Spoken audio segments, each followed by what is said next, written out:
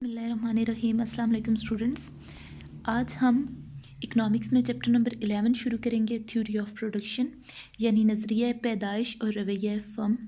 सबसे पहले थोड़ा सा इंट्रोडक्शन की तरफ चलें तो हमें पता है कि हमारे पास फैक्टर्स ऑफ प्रोडक्शन 4 होते हैं: land, labour, capital and organisation.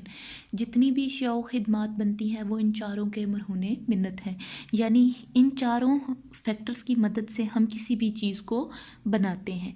अब यहाँ पे बात आ जाती है क्लासिकल प्रोडक्शन फंक्शन की। तो सबसे पहले ये बताती चलूँ कि हमारे पास जो क्लासिकल स्कूल ऑफ थॉट थे वो कौन थे? एडम स्मिथ और उसके दोस्त।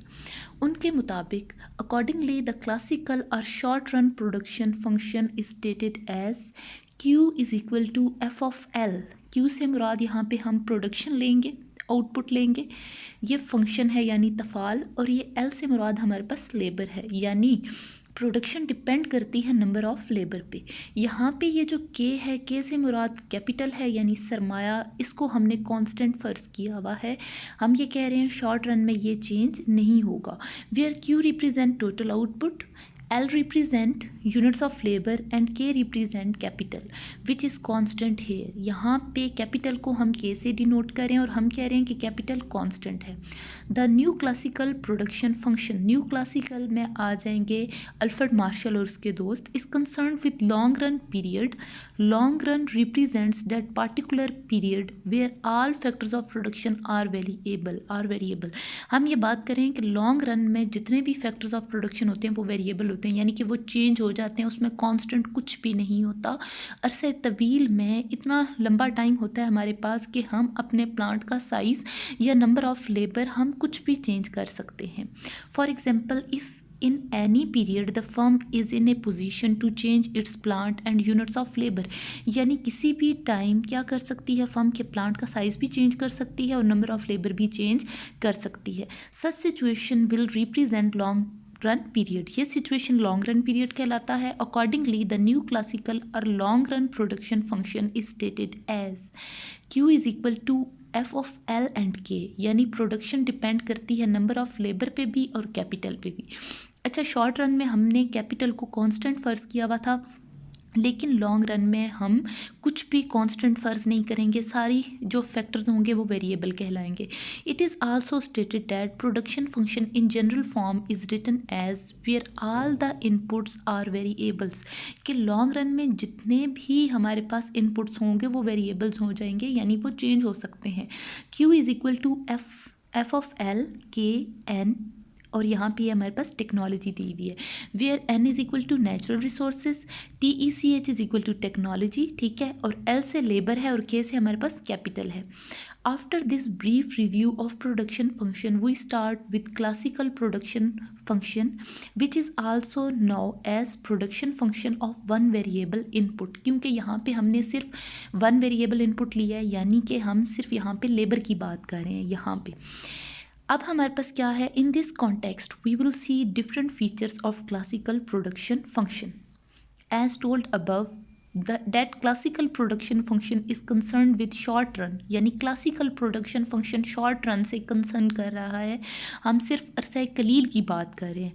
And this production function states that production depends upon units of labour, और ये हमें ये चीज़ बताता है कि जो पैदावार है या जो प्रोडक्शन है वो डिपेंड करती है लेबर पे, मेहनत पे।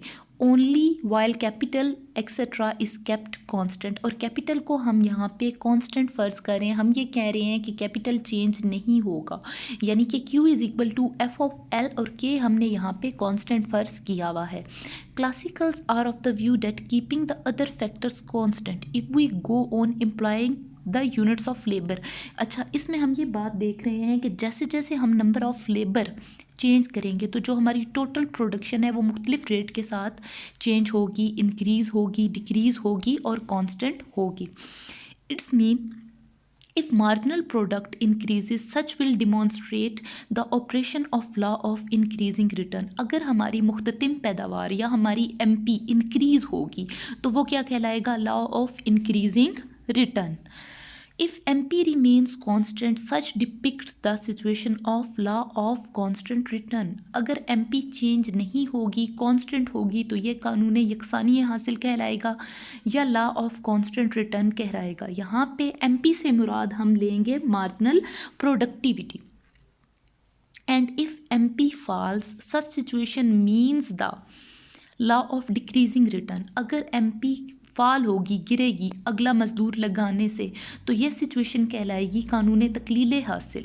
कानून तकलील हासिल यानी लॉ ऑफ डिक्रीजिंग रिटर्न, कि अगला यूनिट ऑफ लेबर लगाने से हमारी जो मुख्ततिम पैदावार है, जो हमारी मार्जिनल प्रोडक्टिविटी है, वो गिर रही है। अच्छा, आप यहाँ पे एमपी की बात करें, एमपी क्या है, तो अगला यूनिट लगाने से जो टोटल प्रोडक्टिविटी में चेंज आएगा वो मार्जिनल प्रोडक्टिविटी कहलाएगी।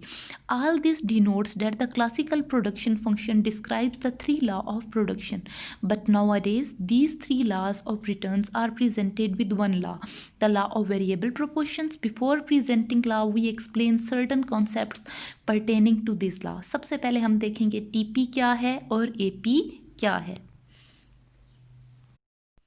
अगर हम बात करें टोटल प्रोडक्टिविटी की और इसको हम डिनोट करें टीपी से भी और क्यू से भी, by having employed a certain number of labour whatsoever is produced by A firm represents total output of the firm, कि मज़दूरों की एक तादाद लगाने से, नंबर ऑफ़ लेबर लगाने से जो हमारी पैदावार मिलती है, फर्म को जो पैदावार मिलती है वो उसकी क्या कहलाती है, total productivity. For example, if firms produces 50 motorcycles, अगर एक फर्म 50 मोटरसाइकिल्स बनाती है और उसने लेबर कितने लगाए हुए हैं, 10, तो ये जो 50 मोटरसाइकिल होंगे ये क्या कहलाएगी, फर्म की total productivity. Such will represent total output और total product of the firm. Let's suppose हम इसकी अगर एक और मिसाल से बात करें, तो हम यहाँ पे बात कर रहे हैं कि अगर एक फर्म 10 मज़दूर लगाकर 100 गज़ कपड़ा बनाती है तो 100 गज़ कपड़ा फर्म की कुल पैदावार होगी। अगर हम बात करें एवरेज प्रोडक्टिविटी की, तो हम एवरेज प्रोडक्टिविटी को किस तरह से हासिल करते हैं, जब हम टीपी को या क्यू को डिवाइड कर देते हैं नंबर ऑफ़ लेबर से, तो हमारे पास आ जाता है एपी।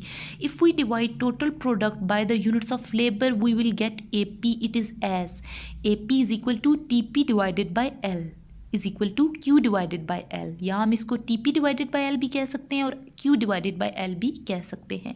देखें, यहाँ पे फर्म बना रही थी 50 मोटरसाइकिल्स और हमारे पास जो नंबर ऑफ़ लेबर थे वो थे 10। जब हमने 50 डिवाइडेड बाई 10 किया तो ये हमारे पास 5 है average productivity. Accordingly A P is 5 motorcycles. Accordingly A P is 5 motorcycles. अगर हम बात करें मार्जिनल प्रोडक्टिविटी के, मार्जिनल प्रोडक्टिविटी क्या है, इसको हम कहते हैं मुख्ततिम पैदावार। मेहनत की एक मज़ीद इकाई को प्रोडक्शन का जो प्रोसेस है उसमें लगाने से जो फर्म की टोटल प्रोडक्टिविटी में चेंज आता है वो मार्जिनल प्रोडक्टिविटी या मुख्ततिम पैदावार कहलाती है। It represents the addition to total output that results from a unit increase in the employment of labor assuming that the fixed input remains unchanged। यहाँ पे हम कहेंगे कि जो फिक्स इनपुट है यानी कि जो कैपिटल है जिसको हम के से डिनोट करें, हम कह रहे हैं वो चीज़ चेंज नहीं हो रही। For example, as 10 labour produce 50 motorcycles, के 10 मजदूर लगाने से हमारे पास 50 मोटरसाइकिल तैयार हो रहे हैं। एंड बाय एम्प्लॉइंग 11th, अगर हम 11वां मजदूर लगाते हैं, if the production of motorcycle goes to 54, पहले हमारे पास थी 50, अब हो गई 54। लेबर हम पहले लगा रहे थे 10, अब हमने लेबर लगाए 11। Then the marginal product of 11th labour is 4 motorcycle. वो हमें कैसे पता चलेगा, जब हम 54 माइनस 50 करेंगे तो हमारे पास आएगा 4। तो जो 11वां मज़दूर लगाने से हमारी पैदावार में चेंज आया है वो आया है 4 का, और 4 क्या कहलाएगा, मार्जिनल प्रोडक्टिविटी या मुख्ततिम पैदावार। MP also denotes the derivative of production function or slope of TP। यहाँ पे ये बात हमेशा याद रखनी है कि जो MP है वो TP का स्लोप भी कहलाएगा या TP का डेरिवेटिव भी कहलाएगा। As production function Q is equal to F of L, यानी प्रोडक्शन डिपेंड कर रही है नंबर ऑफ लेबर पे। Accordingly M P is equal to delta Q by delta L is equal to D Q divided by D L. यहाँ पे D और delta दोनों change को शो कर रहे हैं कि हर अगला मज़दूर लगाने से जो पैदावार में चेंज आता है वो एम पी या मार्जिनल प्रोडक्टिविटी कहलाता है।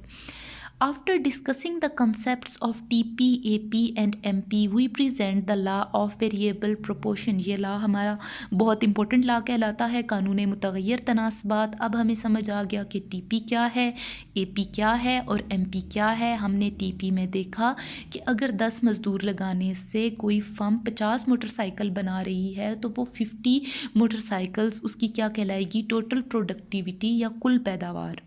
और अगर हम बात करें एपी की, एपी कैसे आएगा, जब हम टीपी को नंबर ऑफ़ लेबर से डिवाइड कर देंगे। नंबर ऑफ़ लेबर थे 10 और टीपी था हमारे पास 50। 50 divided by 10 is equal to 5। 5 हमारी क्या है, एपी।